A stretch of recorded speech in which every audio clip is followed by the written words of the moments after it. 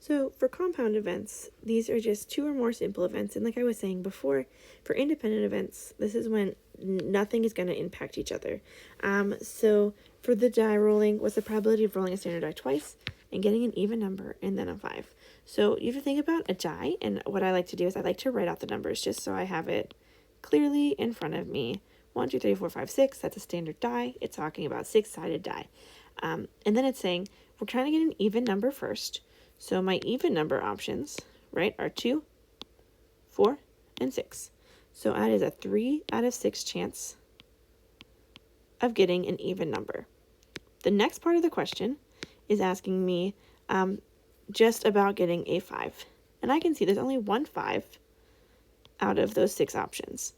When I am finding probability, I am multiplying these fractions to figure out what my new probability is. And remember, when you're multiplying fractions, 1, you can just use a calculator, but 2, you can multiply across the top and across the bottom, and then I'll get you your answer. So 3 times 1, I know that's 3. 6 times 6 is 36. And 3 and 36 can be simplified to 1 over 12. So there's a 1 out of 12 chance of rolling a die and getting an even number and then a 5. Okay, and you can see the denominator stayed exactly the same here because there was no change. You can't change a 6-sided die. It's always a 6-sided die with the numbers 1 through 6. Okay, so let's take a look at just one more example here, and then we're going to move on to the ones that are the dependent event ones, because those are the ones where it's a little bit trickier. So let's just look at 3 part A. Okay, it says probability of spinning an 11 and then spinning a red. So even though these are two different spinners, even if they were just two of the same spinner, this would still be an independent event because you can't remove a part of a spinner. I know on our wheel of names, you do remove a part of a spinner and it does become a different probability there. However, in these ones, we are not removing the part of the probability. So it is just always the same number, always the same total outcomes, possibilities, not outcomes. So what we're looking for is we are looking for, first of all, the probability of spinning an 11. I can see there's only one 11 out of all of these sides. So 1 out of 12 is the probability of spinning an 11. And then on the second one, I can see there's red here and there's red here. So that's a 2 out of 5 chance. And then you just multiply across the bottom. 1 times 2 is 2. 12 times 5 is 60, and that does simplify to 1 over 30. Okay, so again, independent, nothing is changing. It's just look exactly what it is, write down those fractions, multiply them. For dependent events, okay, so these ones are whenever there is an impact. Something does affect your final outcome. So in this case, something is being removed. It's taken away. It is not put back. It is eaten. There's something is happening to it where it's not going back into that sample set there. It doesn't go back in. So we need to go ahead and just make sure that we are removing from the denominator always. And then also, if you're pulling from the same thing, like if you're looking for the probability of a green M&M and then another green M&M, you need to make sure that you're not only removing from the denominator, but you're removing that one green M&M from that numerator as well, because that one's gone. So just be very careful if you're pulling the same type of thing twice, that you're doing that. So I'll show you an example of that. But let's go ahead and look at 7, part A first, and then I'll show you part C. So it says in number 7, there's 3 green markers, 6 yellow markers, 4 red markers, and 12 blue markers in a pencil box. A marker is drawn, it's not replaced, and then another marker is drawn.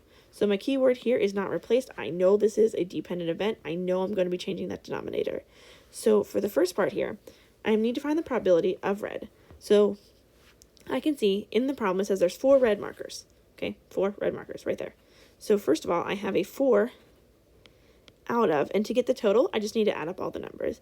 And there's 25 different markers in this problem. Okay, and then it says the probability of picking a blue marker. So I still have all of the blue markers. I didn't take any of those out. So it's 12. But since I removed that red marker, I now only have 24 left in that box. And then I just multiply across the top, across the bottom. 4 times 12 is 48. 25 times 24 is 600. Again, simplify. And this simplifies to 2 over 25. So there's a 2 in 25 chance that you're going to pick a red marker, keep it, and then pull a blue one. Now, if we're looking at part C, it does say the probability of picking both blue. So there's a regularly 12 blue. Okay, if I'm taking one blue out, okay, I now have 11 blue, but 24 total.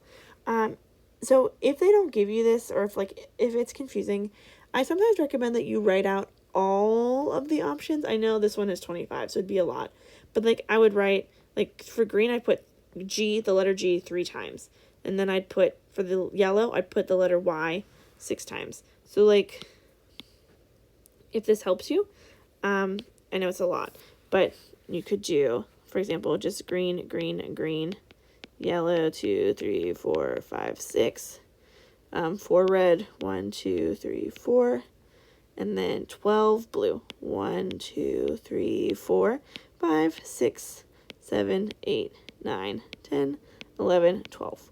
So like I can count here, I can see there's 25 total here, and then if I take away a blue, I have 11 blue left, which you can see right here. Out of that total, 24 left. So that's always an option too if you're just, I don't know what problem that might be helpful, but I do typically show that to people if that makes it easier. So drawing the pictures helps. Then multiply across the top, across the bottom. It's 132 over, that's 600, and that will simplify to 11 over 50. Okay, so that's all you really need to know about probability. So just keep in mind, independent events, when things don't impact each other, denominators don't change. But when it's a dependent, you're removing something, you're eating something, you're taking it away, make sure you are removing that item physically. Do not forget to remove it, or that's going to mess up your answer.